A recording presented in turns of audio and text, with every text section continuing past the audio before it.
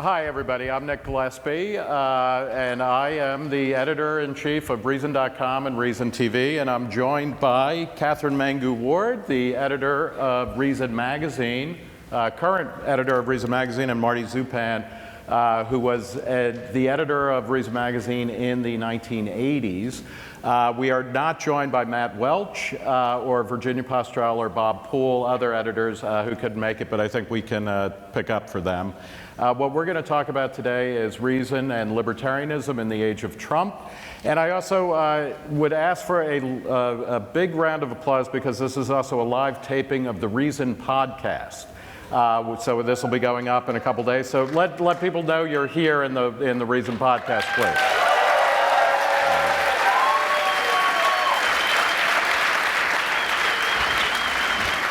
All right, come on. That's enough, all right? A little bit. So just very briefly before, what we're going to do is we're going to talk about the issues that were kind of big when we were editing the magazine. I guess mostly, in the distant past, myself, I was editor from 2000 to 2008. Beginning of 2008, Marty, as I said, was in the 80s. Katherine became the editor... Like 5 minutes ago. 5 minutes ago, okay? But she's already made the magazine look much better than it has in a long time, so more power to her.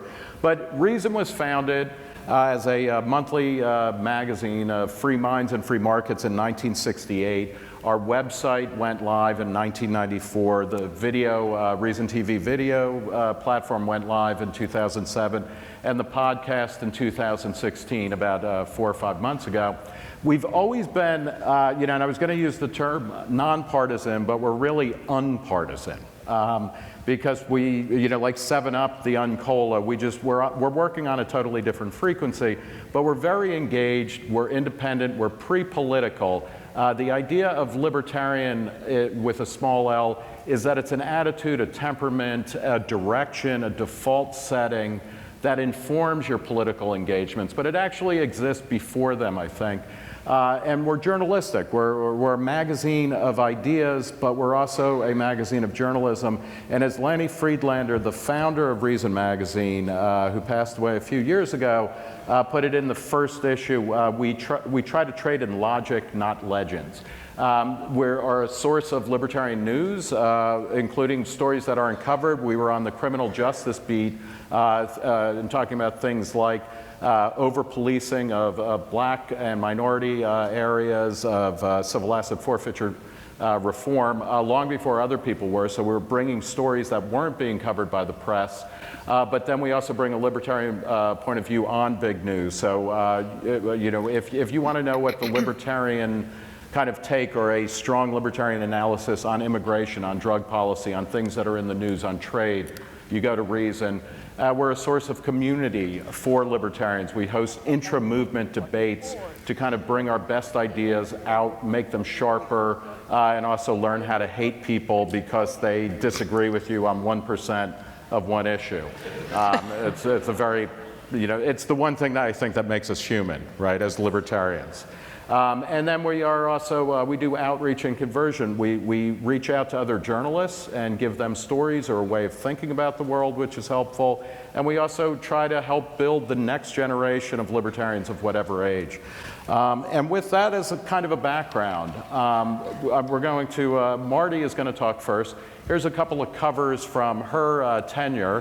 One of them is about, and I believe that's from about 1982, the one Vermont's unknown 84, and then one about corporate welfare in Texas. But talk a little bit about, Marty, what were kind of the signature issues and ideas that you were grappling with in the 80s, and have they carried forward into contemporary debates?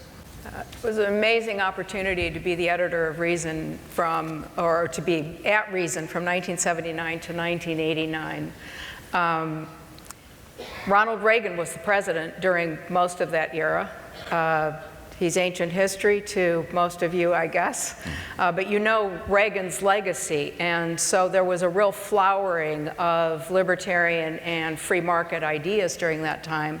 But of course, it was mixed with a lot of not libertarian and not free market ideas, so there was plenty of work for us to do. Interestingly, during that decade, there were also increasing changes and liberalizations behind the Iron Curtain, culminating by the end of that decade in the fall of the Berlin Wall. And it was cool to be an observer of that, especially for somebody who grew up in that era of communism. Yeah, I mean, in say '79, when you started working at Reason, did you have any inkling, that the Berlin Wall would be collapsing? No, it was utterly surprising. Although one of my favorite editorials that I ever wrote, which was in the first Reason volume, was in 1988, and it was titled 1988 Year of Hope, because by that time you could see that there was a very real possibility that the wall was going to fall and it was all going to crumble. So it was cool to be there. But some of the issues that were front and center for us at Reason in those days continue to be, and the cover of that January 1984 issue on vouchers, which was the first issue of which I was actually the editor-in-chief. That issue is still with us, right? Think about the utter panic over the nomination of DeVos, partly because, heavens, she might want more choice for kids in schools. And so that issue is still with us. And other issues have changed in the details, but not in the essentials. So, for example, we did a lot of work on government regulation. And most of you are too young to remember when the airlines were wholly regulated by the government. Prices, entry, amenities on the airplanes, everything was regulated. And likewise, trucking, interstate trucking, railroads, whole industries regulated by the government. The agencies that regulated those industries have been deep-sixed, gone, completely gone. But imagine today, in fact, you don't have to imagine it, if anybody suggests canning the Department of Education, for example, that's considered like a third rail, right? So, so there was some progress. On the other hand, today we have health and safety regulations across a whole swath of our lives. So those industry regulators have gone away, but instead we have the EPA and the Consumer Product Safety Commission, and et cetera, and the newest one is perhaps Elizabeth Warren's favorite, the Consumer Financial Protection Bureau, right? Yeah. Always well named, right? Always Orwellian named, perhaps I should say. One of the, if you go back and at Reason.com, you can scroll through all of the old issues, the covers. If you're a subscriber, and you should subscribe to Reason Magazine for $15 a year. You should subscribe, of course, to the Reason podcast at iTunes. But you had a ton of issues where they were people in fishbowls saying, how did I get here? And it was all about these new petty regulations on consumer products and safety issues, it seemed. Right. I like to think that Reason played a part in the deregulation that did happen, because from the beginning, through the 70s and through the 80s, Reason was publishing scholars and experts arguing against regulation, particularly at the federal level, long before think tanks were well established in DC and then eventually in all the states around the country. So Reason played a vital role there.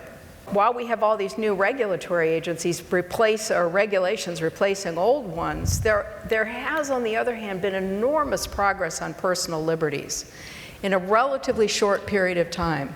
And on these issues in the 80s, Reason was often like a voice in the wilderness. But today we have freedom, laissez-faire approach pretty much across the board on personal liberties. We actually ran articles in Reason arguing against serious proposals to have the feds regulate the content of popular music. That's gone away. That issue has gone away. Today, music, all kinds of music, is free in more ways than one on the internet. And this is a case, as in so many others, where technological change has undercut the ability of government to exercise command and control. Exactly. Marty, are you going to freestyle rap some filthy lyrics right now? Just, Am I just into ask, that? are you going to? Or I guess we'll leave that Well, my for the final grandkids are. act. Two more glasses of Chardonnay, yeah. and then we can Yeah. talk about it. So the bottom line is to remember that change is possible, and it often isn't a matter of defeating or taking back government regulation and government intervention in our lives, but often it is bubbling up from in society, and we should celebrate that and work for that as well. Yeah. Thank you, Marty. I'm going to talk about some of my issues, and by the way, this is also, I'm sure that you ran, because we still may do this. I don't know if the next issue of Katherine's Reason is going to be about how we can finally get rid of the post office, but I know We were all over that in the 80s. I started working at Reason in 1993, and one of the first pieces that I had published in the magazine was about how it was something like fax machines were eroding the horrible government monopoly on first-class mail. And how many of you know what a fax machine is or has ever used it? Because it's like within a decade, the fax was gone. And, and I think you're right that a lot of times technology just blows things up in terms of, when we think of some, taxi commissions were more local entities, but they were controlling things. Uber has, upended that, although not, there's a bitter fight going on. So I was editor-in-chief. I took over in 2000, and the two covers here that are kind of interesting exemplify two of the major themes, which I think are very much still with us. The first one, the brown cover with the Big Brother is watching you kind of icon there, was the first issue that we published after the 9/11 attacks. And we talked about the Patriot Act had been signed already, et cetera, and we talked about how the war on terror, which Donald Rumsfeld, who thankfully most of us have completely forgotten about, had talked about how the war on terror was going to be like the Cold War. And there was a palpable sense after the collapse of the Soviet Union and the end of communism, a lot of people were kind of nostalgic for that great twilight battle between good and evil, between the free world and the communist world. And people in the Bush administration were clearly looking for something like that, and they found it in talking about the global war on terror and Islamic jihad. And we said, the main casualty are going to be people in countries that we bomb and we occupy, and we're still bombing and still occupying countries based on that, but also a massive assault on civil liberties, which stays with us. And that, this, for libertarians, it is a mix of, a foreign policy critique which was not taken seriously by either right-wingers or left-wingers. For most of the Cold War, there was very much of a consensus that, if you've read Robert Heinlein's Starship Troopers, a kind of idea that, we have to be anywhere the bugs might be, because if they get something, even if it's a useless piece of shit asteroid somewhere out, beyond the Alpha Centauri or whatever, we've got to be there because otherwise they'll have it.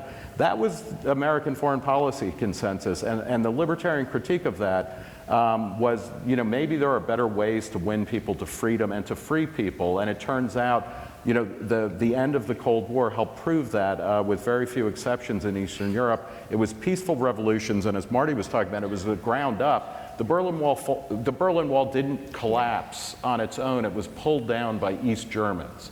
And so we're still in this battle because Donald Trump, and I think Rand Paul was saying it, and he was right, Donald Trump seemed to be more of a non-interventionist or a smart interventionist, certainly than Hillary Clinton.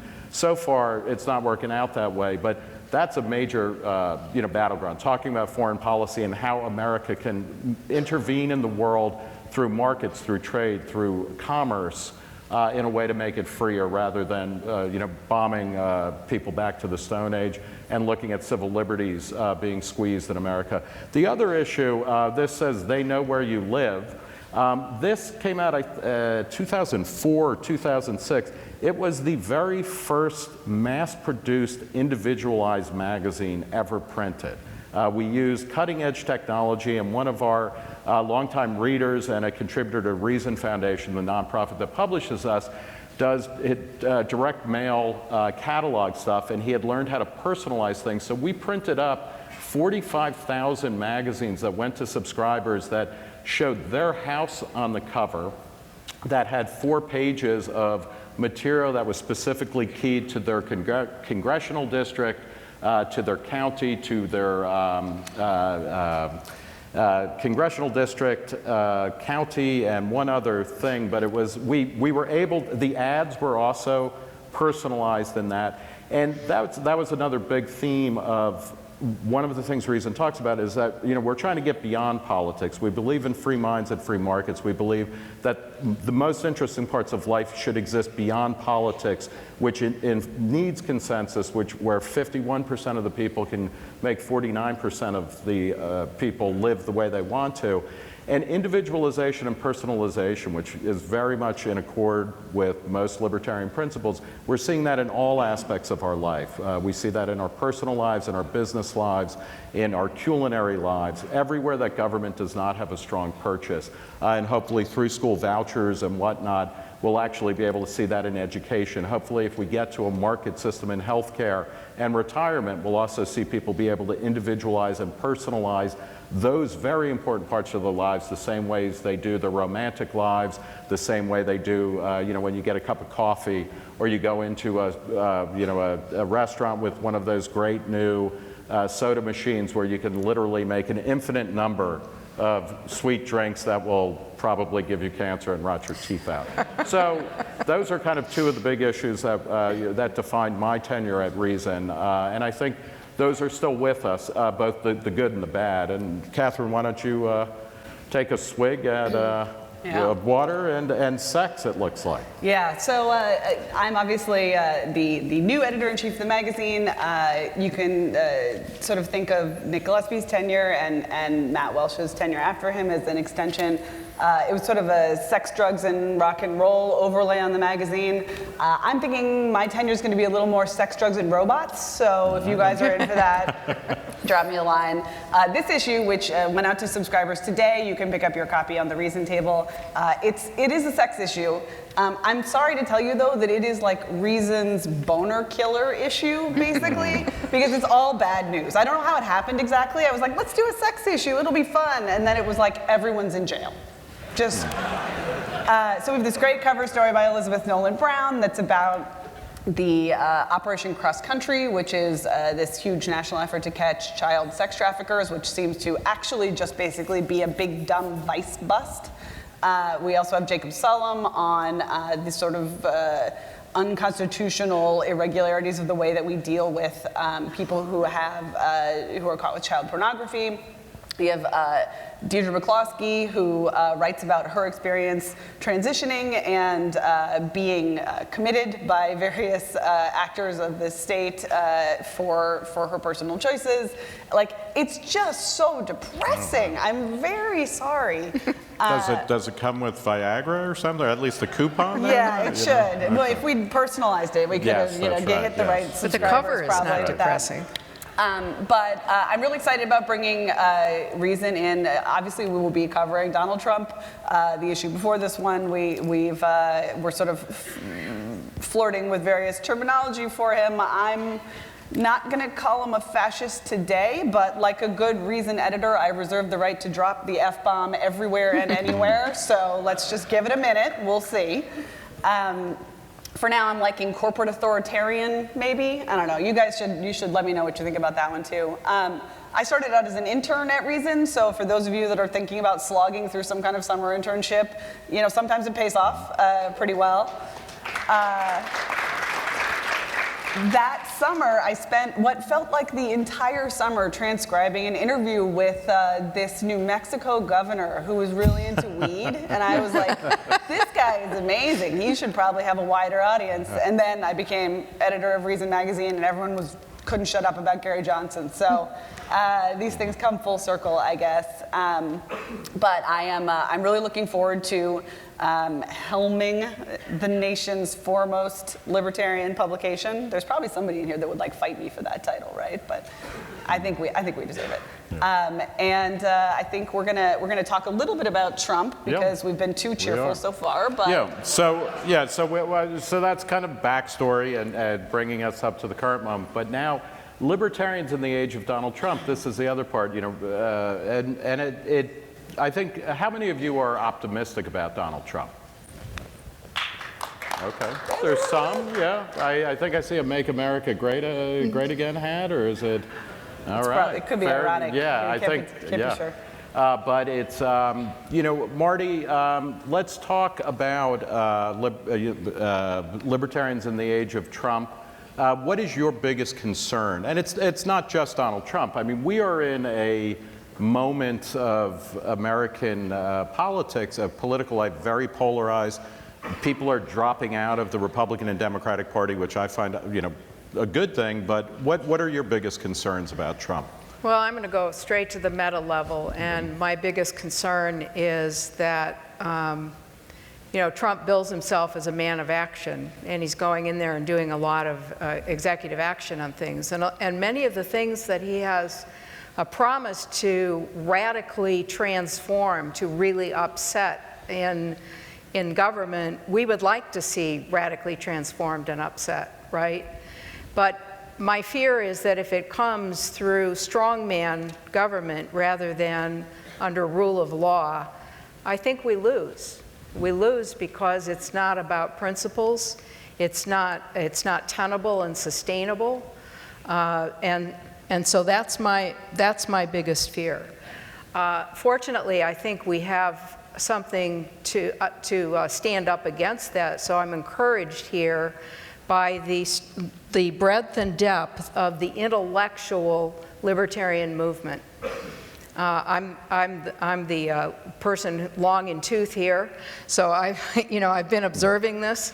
I said to somebody thinking about this, when I started out at Reason, basically that was all the libertarians in the country. Just the Reason staff? Yeah, just about. I mean, I'm exaggerating, and even obviously. half of them were probably just saying, whatever, just give me to my next paycheck. But not that many people. But now there are, Reason has played a role in building the intellectual substance. The organization I have worked at since leaving Reason for the last 28 years, the Institute for Humane Studies, that's our specialty, to convey these ideas and find people who are interested in them and build up their strength and build an intellectual movement. Right. You are both alumni of IHS programs. Right. The founders of SFL are alumni of IHS programs. There are now nearly 2,000 professors teaching at over 900 colleges and universities who are alumni of IHS programs.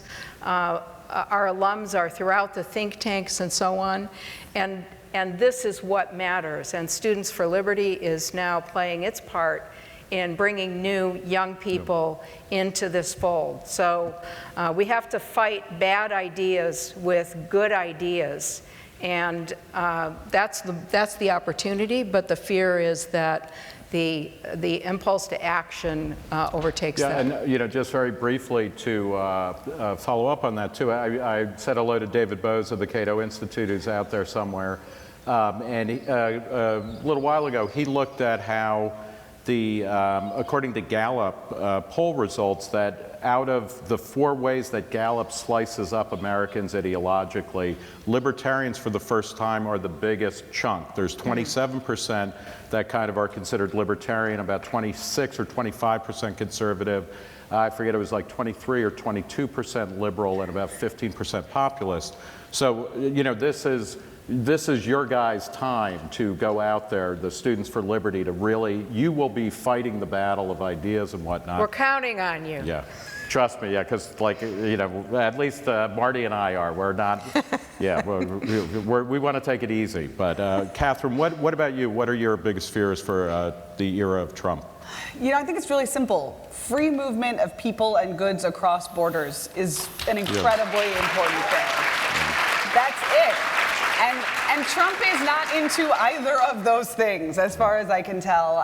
And that's something that's what keeps me awake nights. I mean, I want everyone who wants to come here to be able to come. I want everyone who wants to sell us stuff to be able to sell us stuff. I want everyone who wants to leave here to be able to leave. And I want everything we make to be able to sell to the entire world. It shouldn't be hard.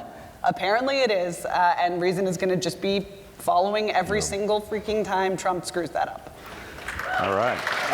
And I'll add, I think something that kind of builds on or follows from what both Marty and Katherine had said. For me, it's the kind of classical liberal ideas of cosmopolitanism and pluralism and tolerance. Trump is not a tolerant person. We know that, right? And he does not seem to care much about pluralism. He doesn't have respect for different ways of living, different ways of doing things. He writes off whole populations. You know, Mexicans are, if they're desperate enough to come here to work and do jobs that we don't want to do, they're rapists and drug dealers. And, and I loved that when he opened, this was like how he announced he was going to be president. Some of them, I assume, are good people. It's like, thanks, pal. But it's not just Trump, and it's not just Republicans like Jeff Sessions, who is anti-immigrant, or conservative groups like National Review, who are saying now that your position on immigration is for conservatives what abortion used to be. You have to be anti-immigration in order to be a conservative. That's not cosmopolitanism. It's disturbing, and it's something we need to fight.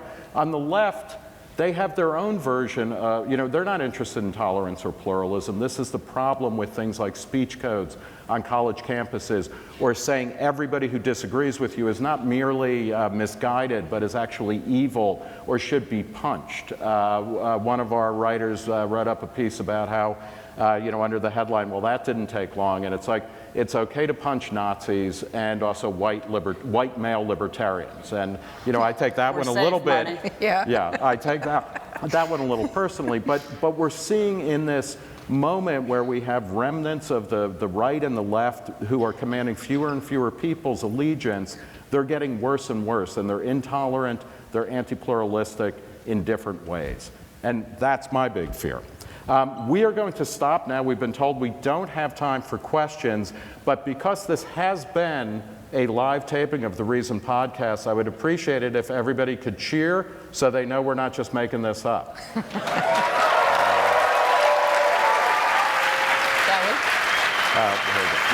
Okay, well, thank you so much, and I want to thank everybody at Students for Liberty, but also Marty Zupan of IHS. Thanks, Marty, so much. Katherine Mangu-Ward of Reason, so much. For Reason, I'm Nick Gillespie.